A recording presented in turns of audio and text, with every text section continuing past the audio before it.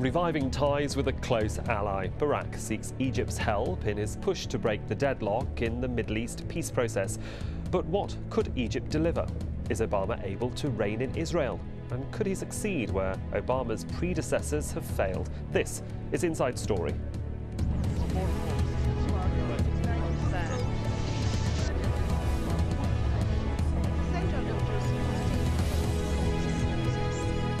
Hello and welcome to the programme. I'm Sahil Rahman. Can the United States and Egypt restart the Middle East peace process? Presidents Hosni Mubarak and Barack Obama have been meeting in Washington. It's the first visit by the Egyptian president to the US in 5 years. The leaders were expected to talk about how to convince Israel to freeze settlement building. Mubarak has also said that Egypt would only become further involved in the process if Israel took what he called concrete steps.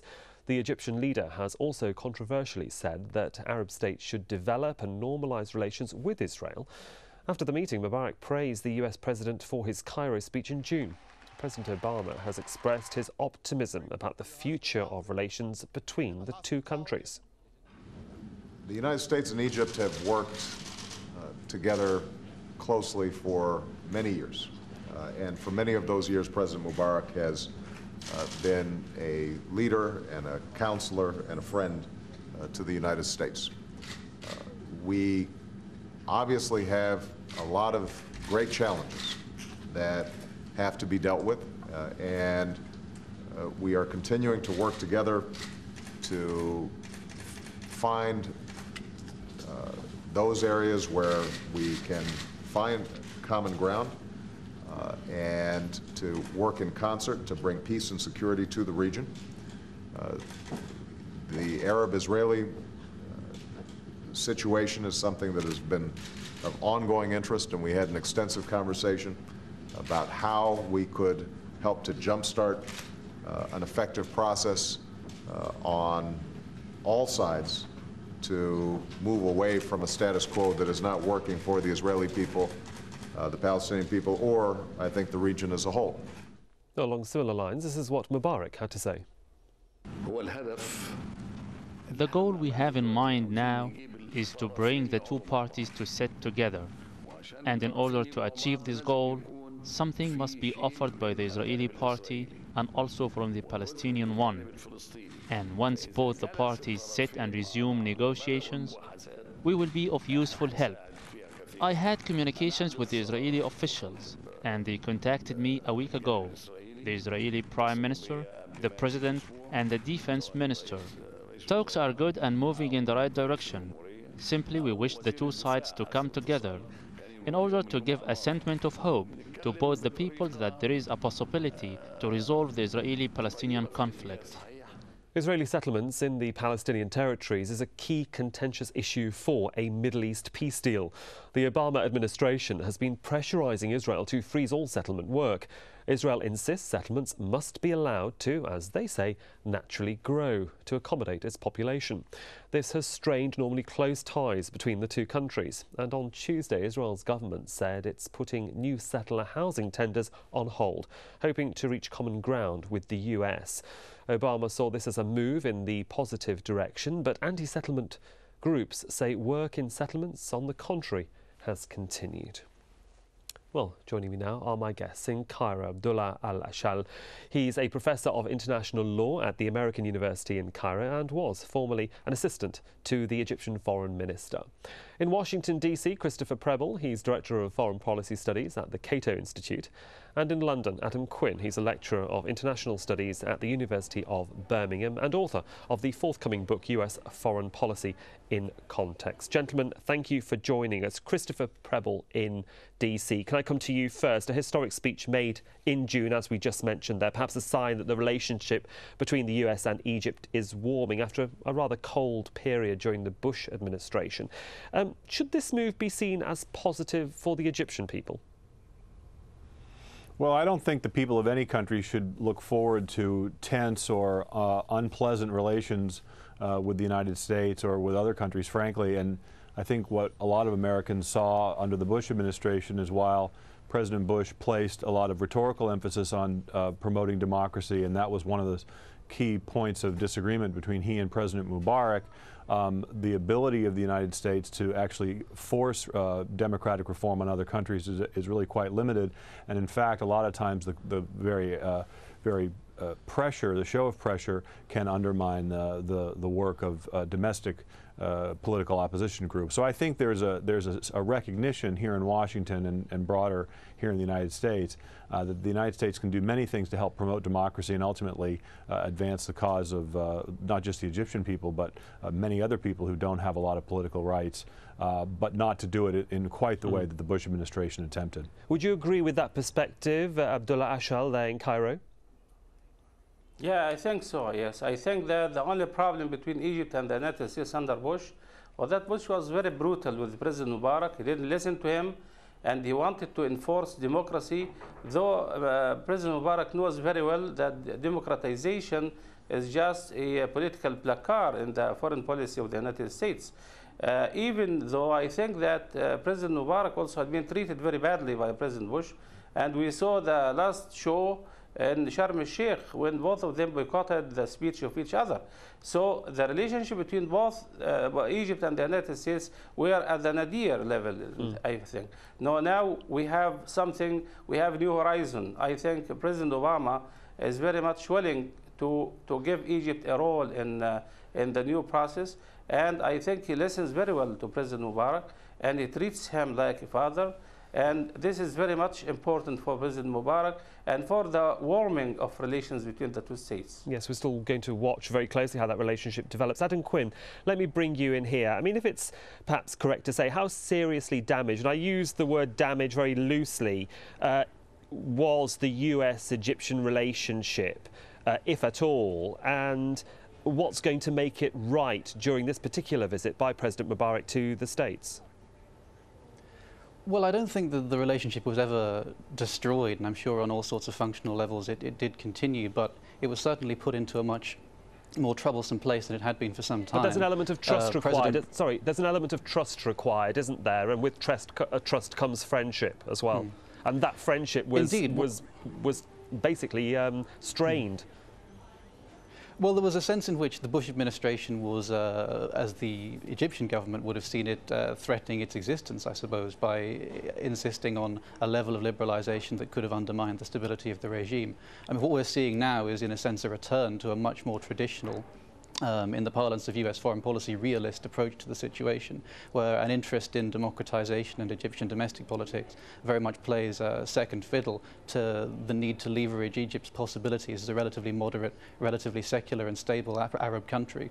To try and bring people together under a moderate banner to advance US interests in the region. And I think the Egyptian government will be far more comfortable dealing with an American government that prioritizes that than prioritizes some of the things that Bush was talking about.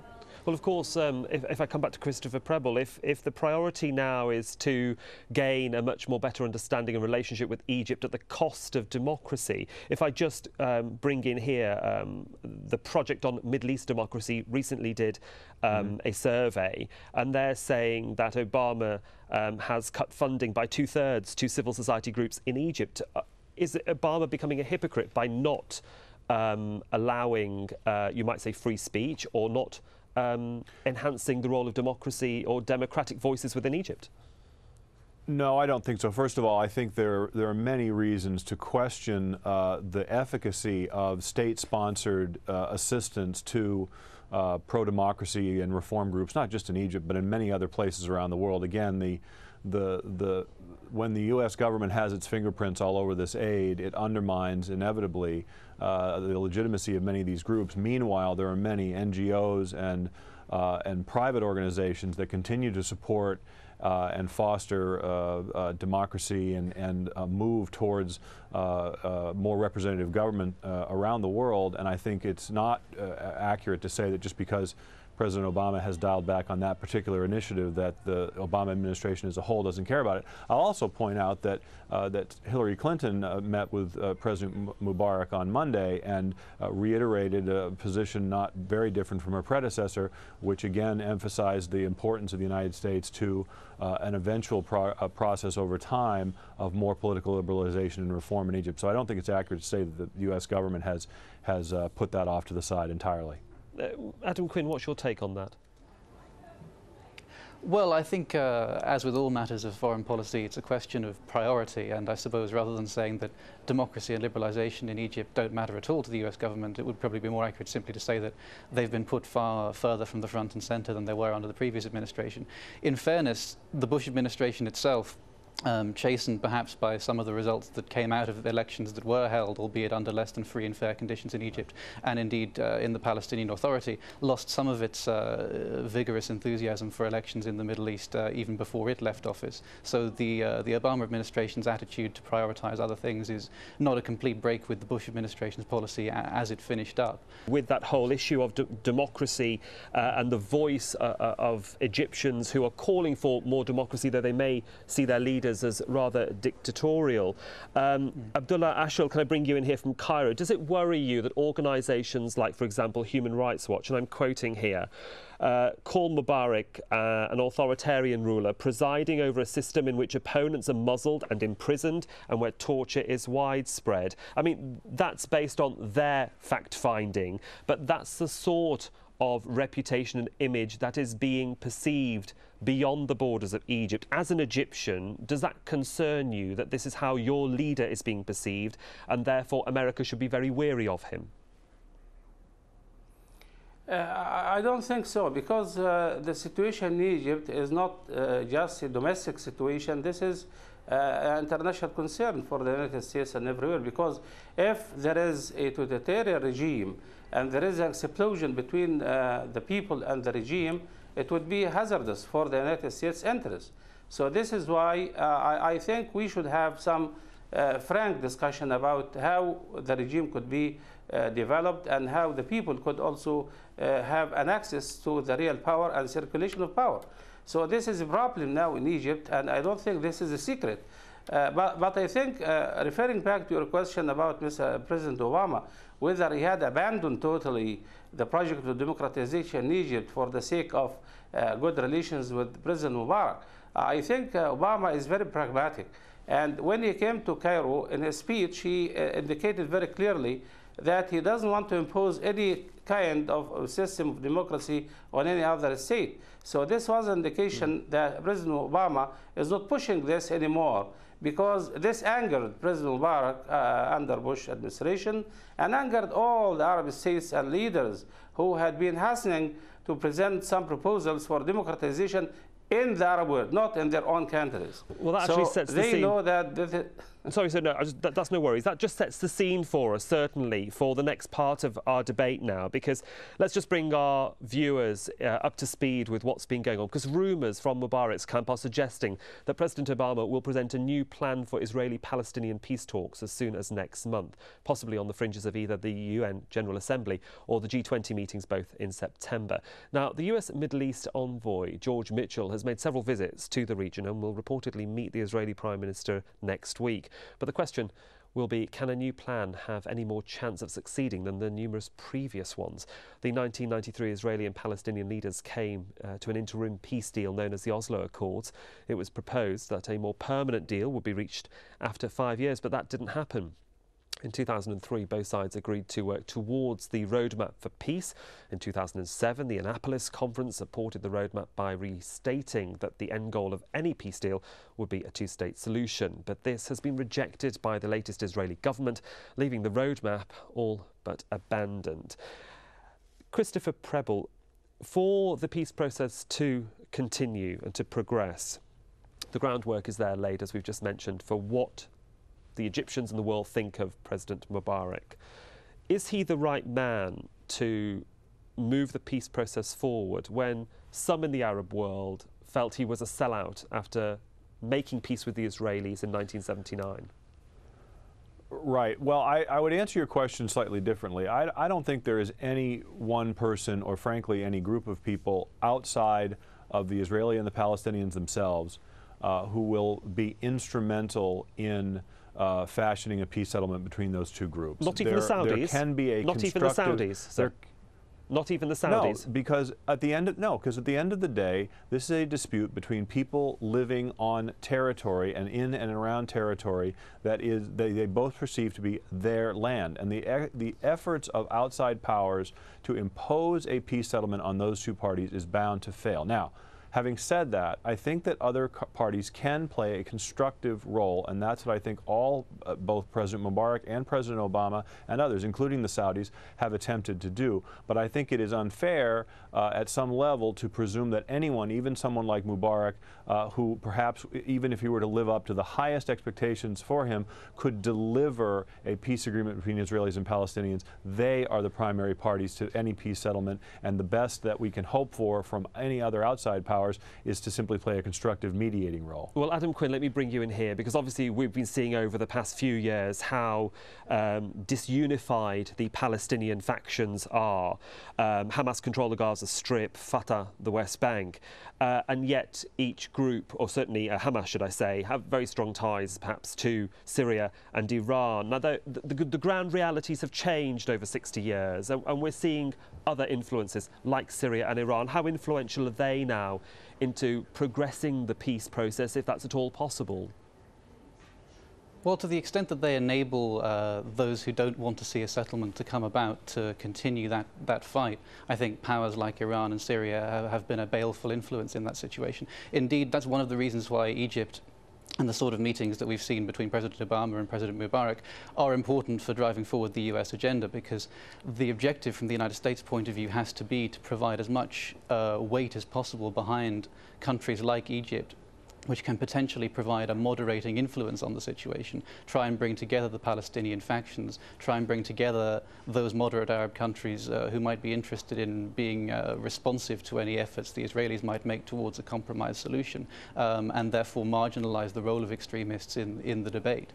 And of course, Abdullah Ashal, if I bring you in here, we've seen in the past, 18 months, the King of Saudi Arabia tried to bring the Palestinian leaders together, knock their heads together, make them talk. We saw the Mecca Agreement. We've seen President Mubarak also hold a series of talks, especially after the Gaza war early in 2009, trying to get the Palestinian factions to talk to each other. Is there a role for countries, if Chris Preble says, you can't impose a deal from outside countries that don't border the area, is there a role for countries like Saudi Arabia?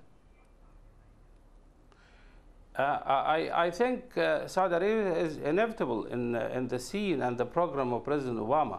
If he talks to President Mubarak, it doesn't mean that they are agreeing together on a certain project. President Obama was listening to President Mubarak, but we don't know whether the ideas of Mubarak would be taken literally in the speech of President Obama before the General Assembly of the United Nations.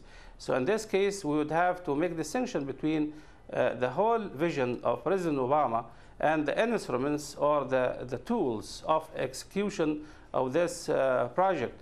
Saudi Arabia would be one of the main pillars for the execution of this, but I'm afraid that the whole process would be floundering on the fact that they are not giving Palestinians anything concrete.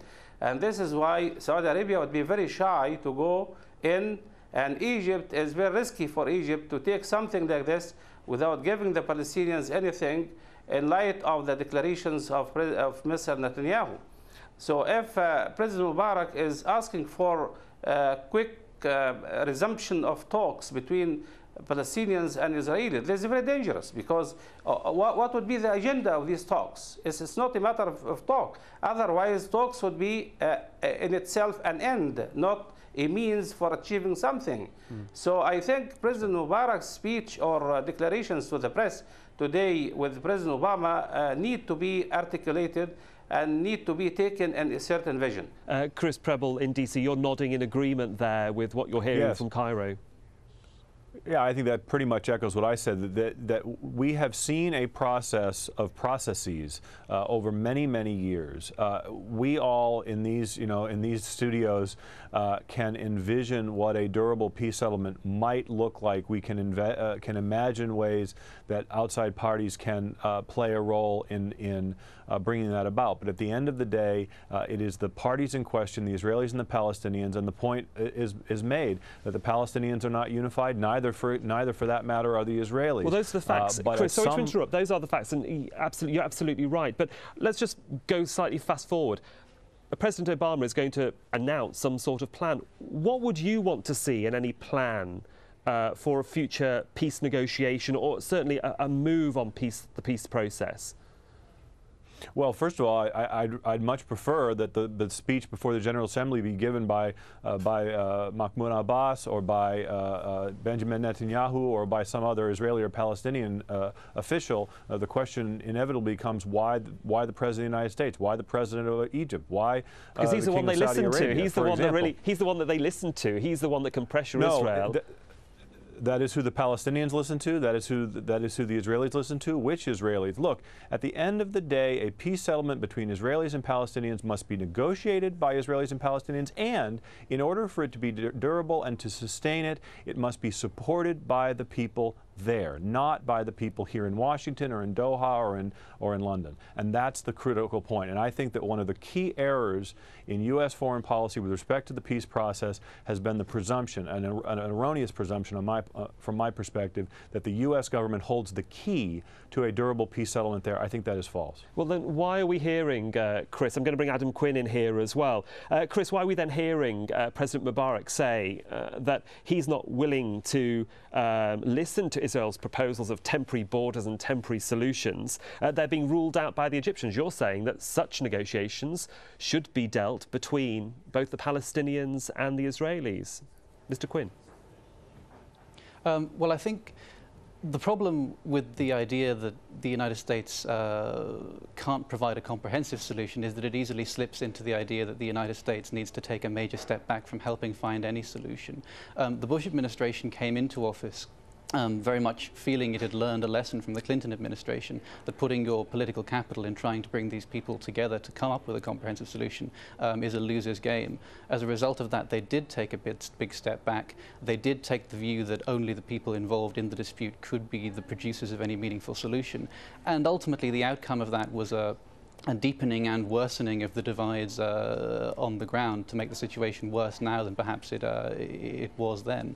The United States certainly is not in a position to impose any solution that it happens to draw up based on its own ideals or preferences, but it's absolutely essential, I think, for parties who trust each other so little to come together, that somebody is providing the framework of relatively unbiased mutual trust to enable that to function. And a United States which is perceived as not as thoroughly biased towards Israel or as detached from the situation in general as the Bush administration was, can play an important role in facilitating coming up with some kind of solution, if not imposing one. Well, if that is the case, then Abdullah Ashal, can I just bring you in here for possibly the last question? We're running out of time. Just your very quick opinion then, that if America has to be involved and if Egypt has to be involved, how important is it for President Mubarak to concentrate on the peace process when he has parliamentary elections and a presidential election pending? Do you think he might take the eye off the ball to retain his own power base and his chosen successor for the future?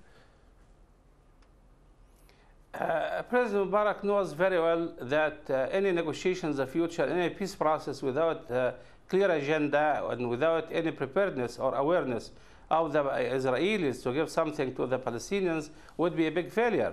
And I don't think that he is going to risk his future or the future of someone who is coming after him. I'm talking about Egypt, not Mubarak himself. He is leading Egypt, and I think Egypt in this case is going to secure normalization of relations between Arabs and Israelis. Even this, Egypt is not able to do that. Secondly, for what? For return of what? Israel is not ready to do anything. Israel is asking for everything. So in this case, I think my impression is that President Obama had been very much encouraged and prematurely had taken up the problem. I think is going to abandon the problem after the General Assembly. Well, we'll see whether President Obama has bitten off more than he can chew. Perhaps he can solve the problem that his predecessors have not been able to. We shall wait and see what he has to say. Gentlemen, thank you so much for joining us here on this edition of Inside Story in Cairo, Washington and in London. And thank you so much for joining us on this edition of the programme. We do welcome your comments and suggestions. Please email them to us at insidestory@aljazeera.net. I'm Sahil Rahman. You're watching Inside Story. Thanks for your time and your company.